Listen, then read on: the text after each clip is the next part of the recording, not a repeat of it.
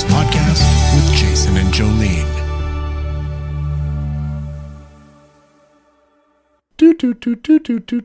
I'm just trying to do the Halloween theme because it's the day before Halloween. It is. It is. I was singing a totally different version. What in were my you head. singing? Let's talk about ghosts, baby. Talk about you and me. All the good things and the dead things. Anyways, I don't sing. I'm Jason. And I'm Jolene. And this is the Intergreatness Podcast Halloween Special. I just made that up. I love that. Yeah. That was Halloween special. Well, but you remember all those when you were kids? You have to watch those. Yeah. Like, it's time for the Charlie Brown Halloween Special. Yeah. So that's kind of what this is, sort of. We should have your big life-sized dude. Michael Myers in here? Michael Myers here. Drag him in. We're talking about ghosts. We are. So we have, in Jason's word, tap danced around the topic. And I was a tap dancer, so we have Were you done it really? well. Oh my I don't God. My dance. whole dancing career, tap was like my jam. Really? Yeah. I knew you danced, but I didn't know you tap danced. Tap was my favorite. Really? I That's did all cool. sorts, but tap was my jam. That's awesome. Yeah, it's very cool. So we were like, hey, ghosts are a significant part of both of our lives. Yet Slightly. We rarely directly talk about them on here. Well, we've mentioned them because I am a paranormal investigator, and we've done it. That's kind of how you and I even met. Yeah. Right? And I've done investigations at your place, various places. Your spirituality is a big part of your life, and mine too. Yep. But I think because the whole idea was when we started this was like a mental health show. We wanted to be credible, folks. Yeah, so we wanted to talk about credible mental health things. Yeah. But spirituality plays a big part in both our lives, and honestly, ghosts influence existence, whether you want to believe in it or not, or whatever. Yes. So good ghosts, bad ghosts, Casper ghosts, you name it, presence around us. All the time. Yeah. So we're going to dive in. We don't know what that looks like. No. Okay. So first of all, what are the different types of ghosts, quote unquote? What is the way that ghost, spirit, presence shows up in our lives? Let's start there. Okay. Do you want me to go first? Okay, so ghosts. Maybe. We talk about in the field, like we talk about hauntings, right? So there's like a residual haunting and there's an intelligent haunting. So a residual haunting is like you always hear about the thing that plays over and over again. Like, if you walk down this hallway at midnight every full moon, you're going to hear footsteps kind of thing. That was my fridge. But only then. Yes, that right? was my fridge. Full moons, it would start dinging, ding-donging. And doing stuff like that. But that literally is just supposed to be a past event replaying itself. It can't interact with you at all. But an intelligent haunting is like the kind that it does. Like it will like open and close doors. It will make your fridge do stuff. You'll hear the voice. When we are investigating, we will sometimes ask the spirits to, if you're here, could you turn on a light? And then the light turns on. That's an intelligent haunting. Yeah, okay. There's poltergeists, which are basically not like in the movie, but it's a noisy ghost, but it's actually believed that it is usually a preteen girl's energy that's causing this to happen. Oh, so it's we're going to more crazy make and blame it on teenage girls. Always, but that's sort of just how it seems to work. Creating hysteria. Right? Yeah, okay. Yeah. And then, of course, there's like negative spirits or demons, which they're pretty self-explanatory. And if you watch ghost hunting shows, they're around all the time. Yeah. And so those are kind of the big ones, Yeah. different kinds of ghosts that are out there. Okay. So for me, ghosts show up in my life in all those ways. Very much so. Often connected to the homes that I have lived in, but then I think they travel with me, some of them, and some connected to the land that the home is located on. That's very common. Yeah, land, especially people. this area for us. Yeah, I out in found Brocklehurst. two houses in Brock that were quite active for those reasons. And actually it was cool because in the house I live in right now, when my neighbors moved in, a couple neighbors back or whatever, and she listens to this, I remember. So she was trying to get this presence out of her home, and she goes, it's not my people. Like, it's not my ancestors. I know who I work with daily, and it's not them. And I remember, I feel like it was like a week in or so. And she had said like she saw someone going up the stairs from downstairs or something like that. And anyway, she had tried to clear them out, cleanse them out. had smudged and just could not. So it was her husband who finally, with different, she's like, I tried all different medicines, could not get this out. And I said, that is honestly the land. That's because I've had the same issue. So it was really cool for us to talk about our ghosts, right? New neighbor moves in and she thinks I'm credible, right? Right. She still listens to us. But yeah, those are awkward conversations to have, but it was really validating for her to know that it was something of the land as well, right? And it was validating for me too, because I was like, okay, it's not just my house. Well, no, and it's not. And like my house is haunted. Yeah. This house here. But we're the second owners and nobody from the previous family died in the house. Yep. So it's just something to do with the land. And we call them travelers. Some spirits just move. Here's the big thing that I don't think people understand. Spirits are around us all the time. Mm-hmm. Well, there could be some right now. There are. Here. We just don't know. Yeah. Because we're not interacting with them. They have no need to interact with us. That spiritual plane is simply just, from all the work that I've done over the years in the research, it's just something that exists on top of our world that interacts with us from time to time. Is it dead people? We don't know. Is it like just people from a different timeline interacting with us? Like when we died, we go to a different timeline theme. Right?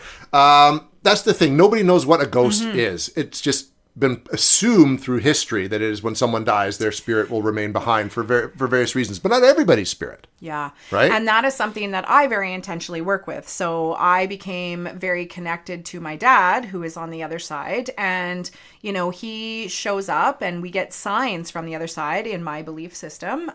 You know, my dad shows up as a ladybug and I get different signs from him, and there's different ways he can show up, and it's about how connected how can we bridge a connection with them and actually call them in. So I actually realized that through a lot of my work, I was naturally working with people who were grieving the death of a loved one, and then I would find that in my sessions I knew things about them that hadn't been told to me, and things would come out of my mouth that I was literally just like this, just talking and whatever. And I realized I was channeling a lot.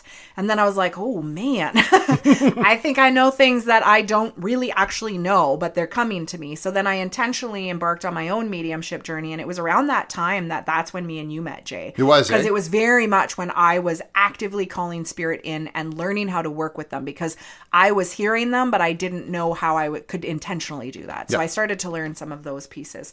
And I've ebbed and flowed through that journey because it takes a lot of time and energy. And I also have to boundary that in my work at times because there's a time and place for it, right?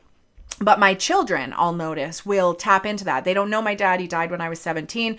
But, you know, my son will say random things like, you know, I was just asking for Grandpa's help on my math test. And I just kind of knew these answers because I asked Grandpa, like, you got to help me. You got to help me. And I was like, you go, man, because that's what I do encourage. Like, you ask for the help of our guides, our loved ones on the other side, any kind of spiritual presence that's here for our better and highest good, right? Like, I always make an effort to invite those ones in and not the ones that are here for not our best good, right? And that's a big thing, is you have to be careful what you're opening the door for. Yeah, yes. Because you may want to sometimes just open a door, say, to one particular spirit, but once you open that door, you're opening a door to all kinds that could come in. It's like having an unlocked Wi-Fi or Wi-Fi on your home, right? Yeah. Anyone can piggyback on it. Yes, exactly. So very intentionally learned how to create energetic boundaries, but knowing that, like, when I would leave my job, I would bring stuff home from there. Well, and that did happen with that one guy, right? So a lot of times, like, my clients' loved ones will kind of hijack me. They would work through my kids sometimes, and like, it's very interesting. And when I say work through my kids, like my son, this one day, I remember this very specific one. He woke up and he was like, Mom, you need to wear that rose quartz necklace. And I was like, what? And he's like, you just need to wear this today. And I was like, but it doesn't match my outfit. He's like, you just need to wear it today. First client of the day, she had lost her son and she buried him with a rose quartz necklace. Holy shit. So I log on to the computer screen. I'm like goosebumpy thinking about it. Mm-hmm. And she's like, she burst out crying. She goes, oh my God, I was just crying about this last night because I actually wish I hadn't have buried him with it and I wanted it back. Oh, wow. Because it made her feel connected to him. How did my son know this? He got hijacked. Like, there's no other way. So I put boundaries up and say, don't involve my kids because mine are susceptible to headaches from it and lots of like disrupted sleep. Hazel, she gets very afraid in the middle of the night, right? So the girls have activity in their room. Mm-hmm. that you're well aware Oh, I'm of. well aware. I've seen it. And I Yeah. see it happen on the regular. So solar eclipse was a couple days ago. You better believe she's been in my bedroom every night, Yeah. right? Just like lots of very active dreams, very afraid at bedtime. Like there's, again, I'm like, can't blame her. No, because Yeah. it's real. It's tough for people who aren't spiritual or those who just don't want to think or talk about it or understand it to kind of really accept that this does go on. Yeah, because there's a lot of ways you can convince people out of it. And one of my favorite things about you guys when you came to my house, like you and Pete and Ollie, you were so... I know you're a believer because you see it all the time, but Yeah. all of your behavior was so skeptical. You were like, we're going to put this here and we're going to test for that there. Nope, that's not this. Nope, that was Ollie moving his pants around or Yep. whatever, right? Because you debunk everything. And it's like Occam's razor. Once you've removed all other possibilities, whichever one Yes. remains, no matter how incredible, is the truth. Totally. And I loved that because I got to see the science behind it and I got to see the tangible, measurable results, right? And there were cool things that happened at my house that you were just like, man, what is it about this place? Like the batteries all getting all drained, dying. right? My And that's- favorite is the REM pod getting knocked over in a completely different room where no one It was was in Marshall's that room. room, wasn't it? Yeah. Or was that downstairs? It was Marshall's room. Twice, I think that happened. There Yeah. was one downstairs in my office. Yeah, and of course the voice. That oh. you and I didn't hear, but Ollie That heard. Ollie, and Pete and heard because that- he was upstairs listening through the Oh my window. God. And that was literally, Ollie was like, what, 2 feet away from us on the other side of the door jam. And we have a video recording. You can hear it through the recording, but Jason and I couldn't in person. No, but Ollie heard it like someone was talking right behind and him. he like shit his pants. Yeah. It was wild. Like, Like, what was it was just something like, I'm here. It was something like what that. the heck was it? Yeah. I forget. But it was really cool for me to see those things in tangible ways because I have my belief system and I don't need to be convinced because there have been plenty of things that have occurred in my life that have like really reinforced it. And I have some really funny stories, not funny, but funny, that have happened that I'm just like, you can't make that shit up, No, you right? can't. And that's the stuff people love to hear, right? So I guess, for me, I feel safe with most spirit around me. It's a big part of what I have grown into, my place of belonging, my sense of connection. So when we talked about disconnection as kind of a theme, one of the things that helps me feel connected is that I feel more connected to myself. I receive more guidance and awareness from my higher self, my intuitive self, my guides, my loved ones when I am most connected with myself. Things like alcohol, fast-paced life, extra stress, too much busyness, all those things disconnect me from myself and I can't access that as well. When they disconnect most people, Yes. and let's face it, most people live in an existence where Yeah. they're too busy, too stressed Yeah. out, they're coping with alcohol, blah, blah, blah, that disconnects them from their spiritual side. There's a book called The Occult by Colin Wilson, and he was a skeptic, and he was hired to write this book in the 70s. And it's a big, like 800-page book. It's amazing. By the time he finished writing the book, he became a believer. Wow. And he said, he looked at everything from psychics to mediums to hauntings, blah, blah, blah. But he calls it Faculty X. And it's something that's existed since the dawn of this planet. It's been here the whole time. It is a naturally occurring phenomenon like the weather, all that stuff. And we as people were reliant on it. We were lived with a symbiotic relationship with Faculty X when we were all just trying to survive on the prairies, hunter-gatherers and all that. And we've lost touch with it as we've become more quote-unquote civilized. And only a few people really feel they can connect to it. But now these people are kind of just seen as outsiders because it's not what science has said, it's not what church has said, etc. Not saying that science is bad or that religion's bad or any of that. Religion is born out of the Faculty X and trying to explain it. Yeah. But we need to start connecting with that more because when we connect with Faculty X more, we're more in tune with nature and ourselves. Yeah. That's my little spiel. I like that. So, okay, Jay, let's get into the good stuff. Because it's Halloween next week or tomorrow. Tomorrow, What is it? tomorrow. Tomorrow. Okay. What are some of the like coolest stories in your like paranormal world? I got two that, well, there's lots. There's two that I always like to talk about. Yeah.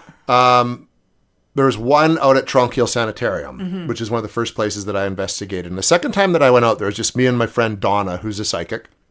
We were just we were allowed just to roam because I knew the caretaker.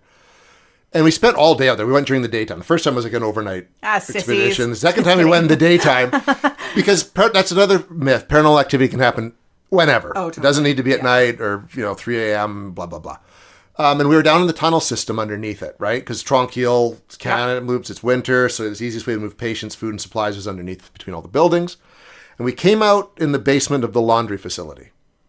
And it's like, okay, it's getting time to go. Do we want to go back to the car, like through the tunnels, or do we want to go up across the ground and back? It's like, no, let's go back through the tunnels. Nothing had happened in the tunnels.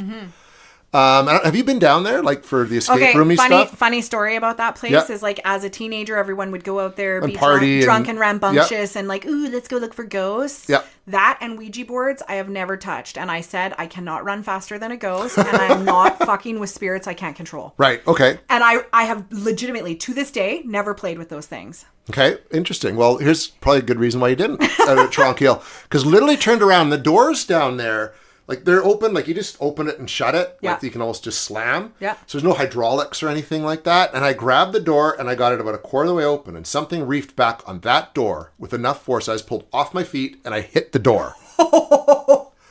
Donna screamed and ran. No, she ditched you? She did. And you know what? I turned and I ran right up the stairs behind her. And that scared me. Like I stopped investigating for a good while after that because that changed the rules for me. Yes, that's it. That was a rule changer. That meant that this can affect you physically. Yeah. Right? Which before that I wasn't quite sold on that. You needed that to be more of a believer, hey? Yeah. Well, not even just more of a believer, but just more of respecting what it is. Like a lot of people who become paranormal investigators or ghost hunters do it for the thrill. They're thrill seekers. They aren't serious about this, but this is serious shit. And yes, there is negative stuff out there that can hurt you. Yeah, I love that I opened with the same kind of thing. I have always respected that ghosts can go places I can't, right? And that once I invite something into this realm, I might not be able to control it. So until I was aware enough, knew enough, felt powerful enough to be able to intentionally work with all the powers I was working with, I used to stay away from it and not intentionally fuck with the dark side of it in those ways, right? That's really interesting, Jay. So, what have been some neat, like very sciencey kind of things? So again, like you said, the REM pod, or explain a couple of these devices. So one of my favorite things is whenever they come and investigate my house, they always have new contraptions. They like show each other, oh, I just made this and I just made that. And well, because Pete and Ollie are resident inventor guys, right? Yeah.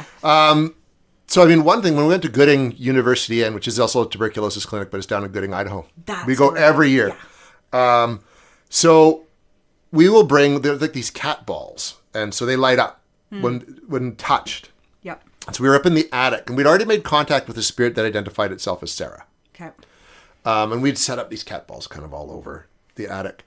And we were kind of like, okay, Sarah, if you're here, would you just let us know? Just touch one of the cat balls. Well, Peter always says, touch one of my balls. Because it's Peter, and he's British.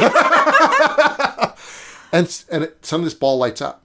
Okay, well, and it stops. It's like, okay, Sarah, well, if that's really you, could we get you to do it again? The ball lights up again. How about if you touch the one next to it over here?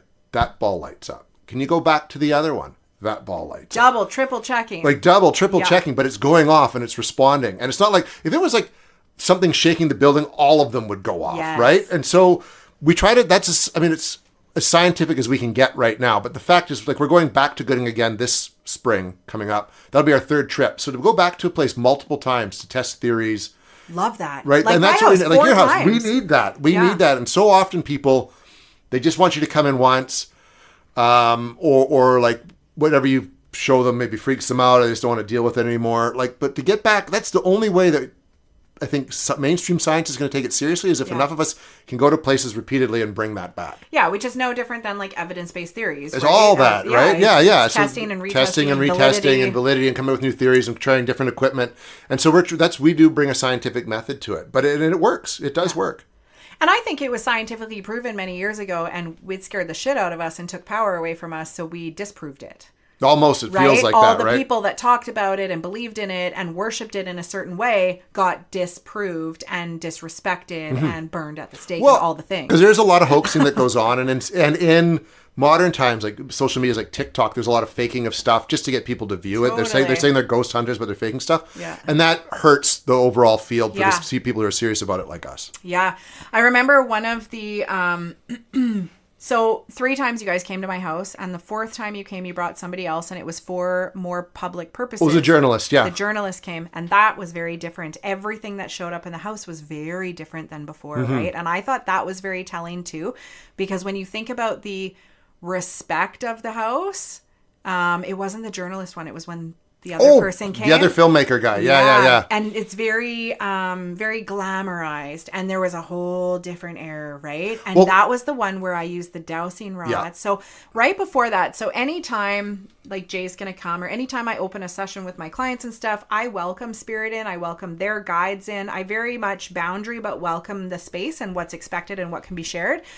So before Jay and them come, I'm mentally preparing as well, and preparing my home. Like, okay, they're going to be here around this time on this day. Feel free, feel welcome to show yourself and show off for them, right? Because it is playful. I have a very playful energy in one like particular area of my house. So I was like, hey, this is your time to show off. So literally, like, it was like the morning of or right before or something. This fridge of mine has been an issue. I have taken the control panel off because it would beep in the middle of the night. It's been years with no control panel, no lights inside my fridge, and I've just left it that way. It's at one temperature and it works just fine. All of a sudden, I open my freezer up and it's filled with ice. And I'm like, I have a fucking ice maker? This thing's hooked up to water? What? Like, I've been here for like 8 years. What is going on? So I put a bucket under there and I have this ice.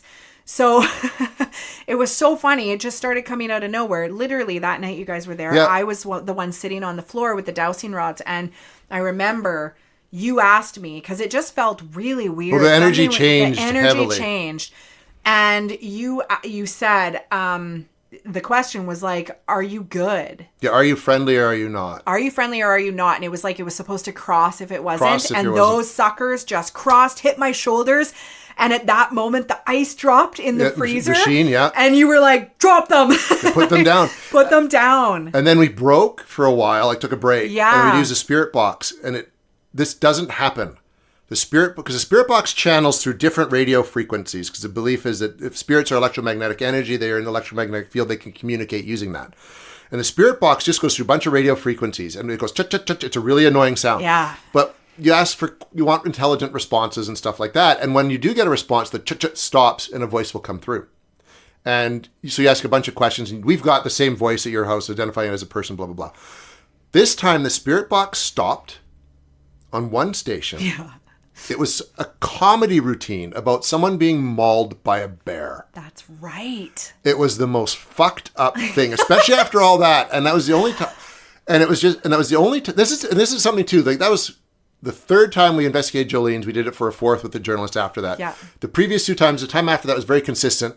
Nothing time wasn't. This was off. And I think it's because the filmmaker that came brought a different energy. He doesn't believe in any of this stuff. He's just out for views and likes. Yes. Nice enough dude. You know what I mean? Lack of respect for There's a lack of respect for what was there. And that brought something out that was negative. And we never do this, but I asked you to sage after. We never go in and tell someone you need to cleanse your house. We're not exorcists. We're not. Yeah. That's not what we're here to do. Kick things out. We can, but we don't. But I was just like, that was a bad energy. That one needs to go. And it needed to go. And that was just bizarre. Like, it was so bizarre. It was. And had we have not had the 2 before and the 1 after, it wouldn't have stood out so much. But that one for sure did. And it was very much that presence too. Yeah. Oh my God, I remember. Yeah, just so many different things there. But yeah, it's funny because at the end of those nights, I would be like at my front door, bye guys. Wellness check in the morning. Can you do a wellness check?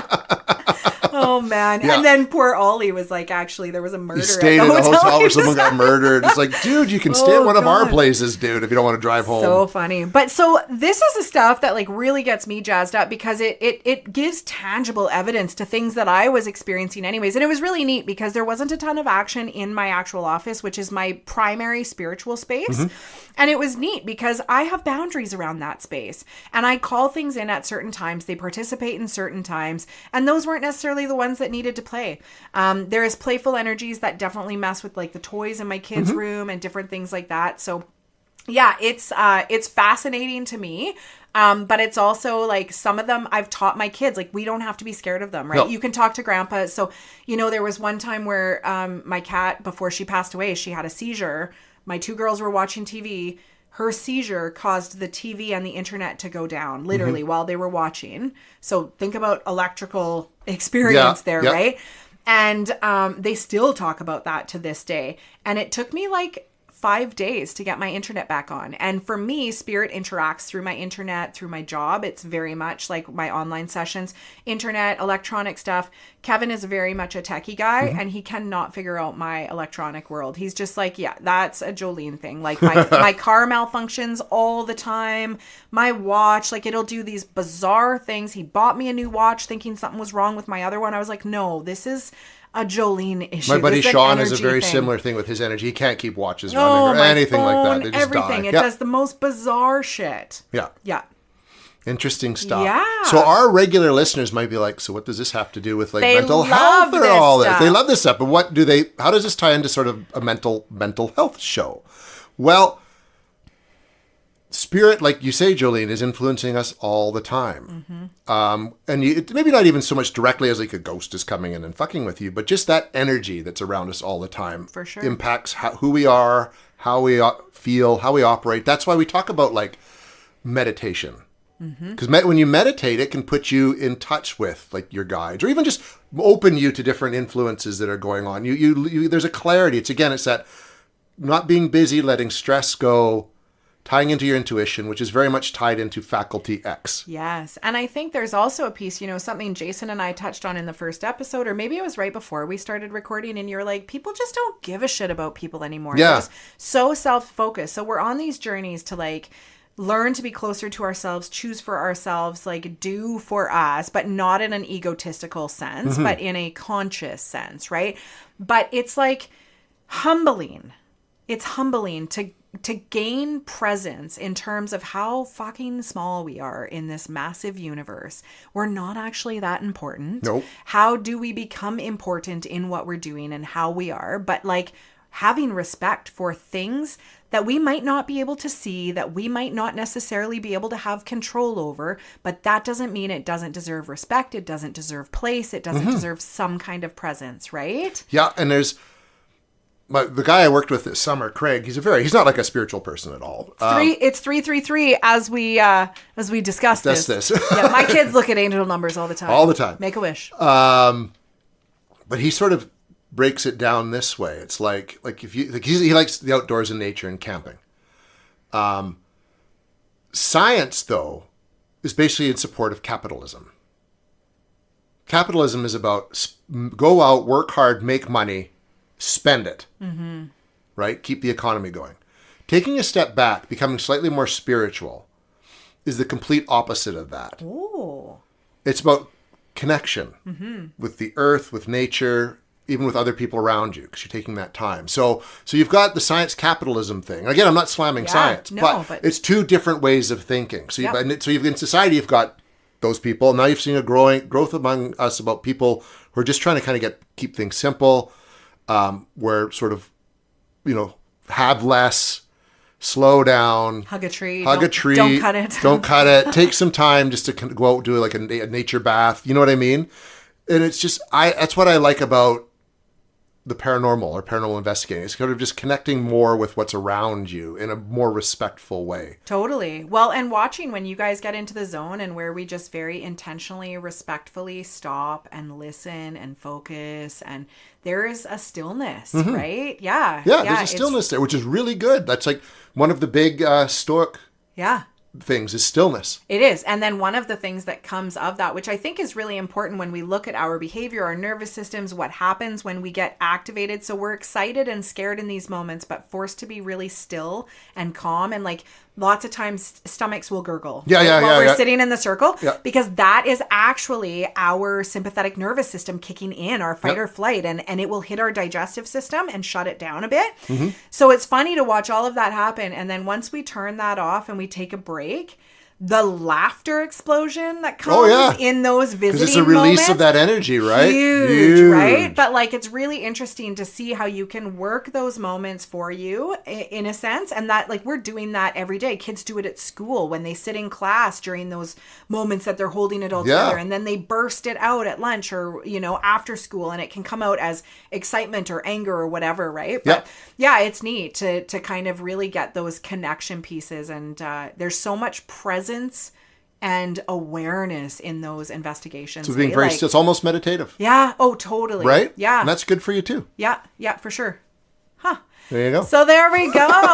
Some ghosty talks. I can't believe it took us this long because Jason and I love talking about this shit. We do it all the time. If we're not talking about this show, we're talking about all that kind of stuff. Yeah, it's so true, right? And then like sometimes I'll be sending stuff to him like, oh, this person has this at their house. What do you think of that or this? Or yeah, it's really neat. But it fascinates me, and it's because I fully believe in it, and it still surprises me every single time. Oh, yeah. Like, I get giddy about it. Yeah. When I was at that Monster Fest, we did a Q&A before the movie came out, Cursed Waters, about Ogopogo. Yep. But there's a bunch of us up on the stage. One of the questions that when someone from the audience came up with is, what keeps you guys doing this stuff, like looking into it? And then myself, and when I sort of said a bunch of the other people who were more on the ghost hunting side, even like the cryptid guys would sort of just nod their head, just like, well, because every time I get an answer, I get 20 more questions. Yeah. But that's why you keep doing it.